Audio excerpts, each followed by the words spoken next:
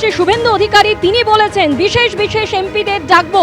আমরা 5 বছর ডাক পাইনি প্রশাসনিক বৈঠকে, আজ বারাসাতের এমপি এসেছেন। বসিরহাটের বিরোধী বিধায়করাও যোগ দিয়েছিলেন, তাদের মধ্যে একজনকে বলার সুযোগও দেওয়া হয়েছে। প্রশাসনিক বৈঠকের পর বললেন মুখ্যমন্ত্রী, আমরা তো ডাক পাইনি 5 বছর। আমি প্রথম দিন থেকেই বলেছিলাম প্রশাসনিক মিটিংয়ে আমরা সব এমএলএদের ডাকব আর বিশেষ বিশেষ এমপিদের ডাকব। আজকে বিশেষ বিশেষ এমপিদের মধ্যে বারাসাতের এমপিকে আমরা বিশেষ বিশেষভাবে ডেকেছিলাম, এসছেন উনি।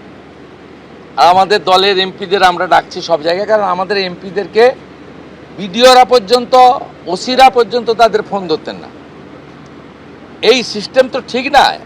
আমরা এখানে বলেছি আইপিএস আইএসরা জানেন যে কোনো নির্বাচিত প্রতিনিধিকে যদি অনার না দেন, কীভাবে অনার দেবেন সেটাও স্টেট ক্যাডার এবং ন্যাশনাল ক্যাডারে বলা আছে।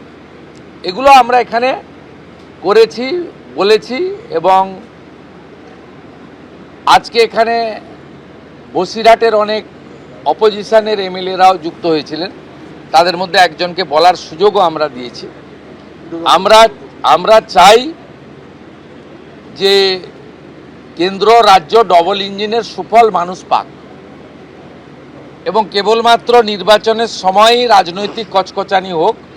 সারা বছর আমরা কনস্ট্রাকটিভ আইডিয়া নিয়ে কাজ করি। আমরা ওরা দূরে সরিয়ে সকলকে নিয়ে এগোতে হবে এবং তাতেই কিন্তু রাজ্যের উন্নয়ন সম্ভব। এবং সেই জায়গা থেকে যে ছবি দেখা গেল, একদিকে দক্ষিণবঙ্গ কল্যাণীতে প্রশাসনিক বৈঠক, যেখানে তৃণমূল কংগ্রেসের সাংসদ এবং তৃণমূল কংগ্রেসের 6 জন বিধায়ক উপস্থিত রইলেন, আর অন্যদিকে উত্তরবঙ্গ উন্নয়ন মন্ত্রী নিশীথ প্রামাণিকের ডাকা বৈঠকে যেখানে 11 জন তৃণমূল কংগ্রেস বিধায়ক তারা যোগ দিলেন। প্রশাসনটা সবার, প্রশাসনিক বৈঠকে চিরকালই আমরা আসি,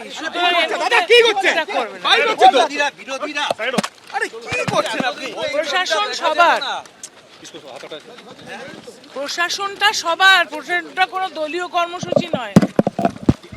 এই ধরনের বৈঠকগুলিতে সরকারি মন্ত্রীদের বা মাননীয় মুখ্যমন্ত্রীর বৈঠকে আমাদের দলের প্রতিনিধিরা যাবেন বা যাবেন, আমি আবার বলছি বয়কট শব্দ ব্যবহার করছি না, কিন্তু এই পরিস্থিতিতে যখন আমাদের কর্মীরা ঘর ছাড়া, কাজে যোগ দিতে পারছেন না, পার্টি অফিস দখল হয়ে আছে, নির্বাচনোত্তর সন্ত্রাস চলছে, এই পরিস্থিতিতে যতদিন এই পরিস্থিতি থাকবে ততদিন মুখ্যমন্ত্রী বা সরকারের মন্ত্রীদের ডাকা কোনো বৈঠকে যাওয়া হবে কি যাওয়া হবে না, এই নিয়ে পার্টিতে আলোচনা চলছে।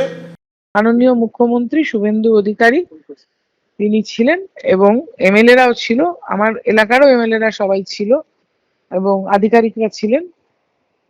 আমাদের এলাকার উন্নয়ন নিয়ে আলোচনা হয়েছে, অতি উত্তম। নির্বাচনের যে ফলাফল, বিশেষ করে এই জেলায় যেখানকার আমি সাংগঠনিক সভাপতি, আমাকে কিন্তু তার দায়ভার নিয়ে নৈতিক অধিকার আমার আছে যে এটা স্বীকার করে নেওয়া যে নিশ্চয়ই আমারও কোনো ভুলভ্রান্তি আছে দল পরিচালনায়, যার জন্য এই রেজাল্ট হয়েছে। হঠাৎ করে কোনো ভুঁইফোড় সংস্থা আসলো, তারা এসে ধমকালো। সবচেয়ে বড় কথা যে এইখানে বসে ধমকে যাচ্ছে। আমি রাজনীতি করছি ধরুন 40-42 বছর, একটা মেয়ের বয়স 22 বছর, সে এসে এখানে ধমকে যাচ্ছে। সর্বনাশ করার মূলে যদি কেউ থাকে তাহলে ওই সংস্থা। বাচ্চা ছেলেমেয়েরা কিভাবে আমাদেরকে কর্মীদেরকে হেনস্থা করেছে, কর্মীদেরকে গালমন্দ করেছে, এবং ওনাদের চালিত পথ নিশ্চয়ই সঠিক ছিল না। এই যে প্রাতিষ্ঠানিক দুর্নীতির বিরুদ্ধে সর্বস্তরে নিশ্চয়ই কিছু বলার প্রয়োজন আছে। এবিপি আনন্দ, এগিয়ে থাকে, এগিয়ে রাখে।